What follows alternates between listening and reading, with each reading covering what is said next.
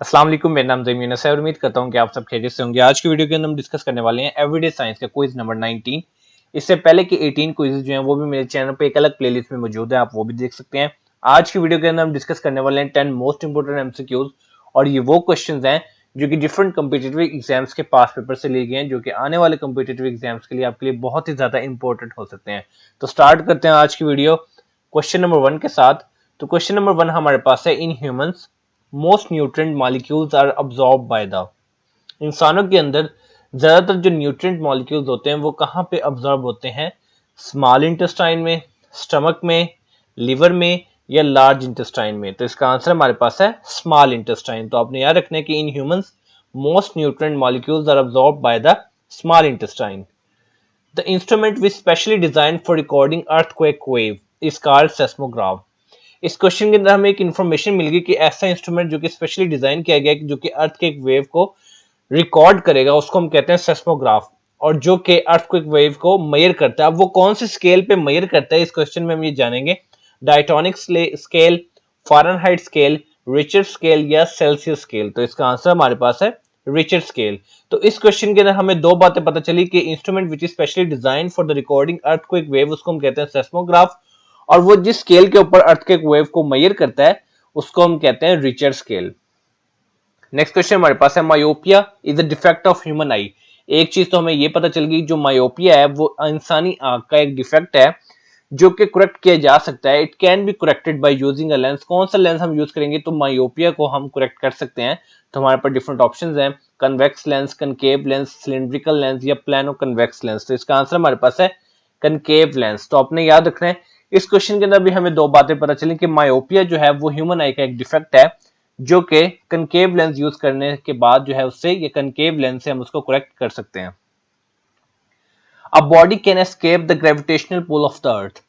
अब ग्रेविटेशनल पुल क्या होता है, ग्रेविटी क्या होती है जिसकी वजह से हम जमीन पे चल रहे हैं? तो ये ग्रेविटी है, जमीन की जो है कशिश है जो कि हम जिसकी वजह से जमीन पे चल रहे हैं। अगर ये ग्रेविटेशनल पुल ना हो, ग्रेविटी ना हो, तो हम जो है हवा में उड़ रहे हो।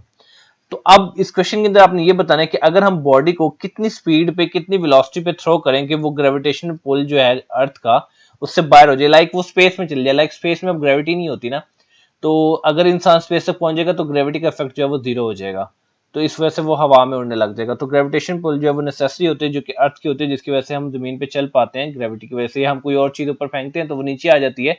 It's just because of the gravitational pull of the earth. तो अब कितनी वेलोसिटी पे हम उसको, बॉडी को हम जो है वो थ्रो करेंगे तो वो एस्केप कर जाएगी gravitation pull of the earth. तो हमारे पास डिफरेंट ऑप्शंस हैं। तो इसका आंसर हमारे पास है 7 माइल्स पर सेकेंड। तो ये चीज आपने याद रखनी है कि a body can escape the gravitation pull of the earth if it is thrown up with the velocity of 7 miles per second. Next question हमारे पास है, a nuclear reactor is the device used to carry out controlled nuclear reaction.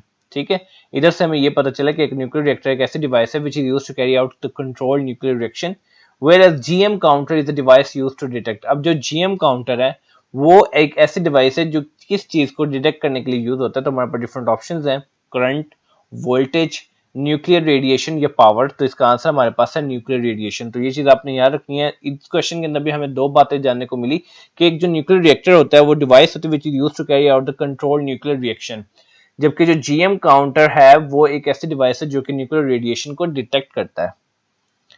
Magnifying power of a simple microscope can be increase by. जो magnifying power होती है जिससे जो है वो माइक्रोस्कोप की सलाहियत मजीद बढ़ती है, मजीद साइज को वो बड़ा करके आपको दिखाती है।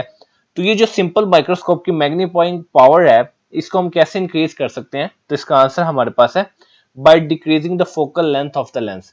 अगर हम जो लेंस है उसकी फोकल लेंथ को डिक्रीज कर देंगे तो उससे जो है मैग्नीफाइंग पावर जो है वो सिंपल माइक्रोस्कोप की वो इंक्रीज हो जाएगी। लाइक हमें तो सीधे ये पता चला जो लेंस का फोकल लेंथ है और जो मैग्नीफाइंग पावर है सिंपल माइक्रोस्कोप की वो एक दूसरे की इनवर्सली प्रोपोर्शनल है। अगर हम फोकल लेंथ को डिक्रीज कर देंगे तो मैग्नीफाइंग पावर जो है वो सिंपल माइक्रोस्कोप की इंक्रीज हो जाएगी।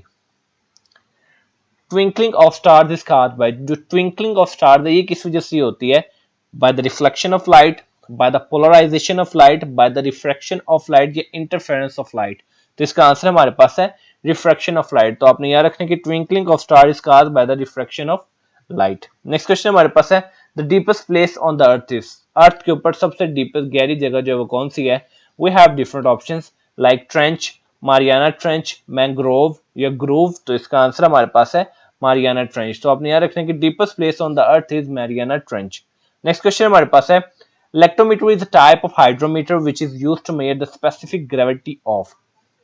अब जो इलेक्ट्रोमीटर है it is a type of hydrometer, ये क्या चीज किसकी स्पेसिफिक ग्रेविटी को मेजर करने के लिए यूज होता है?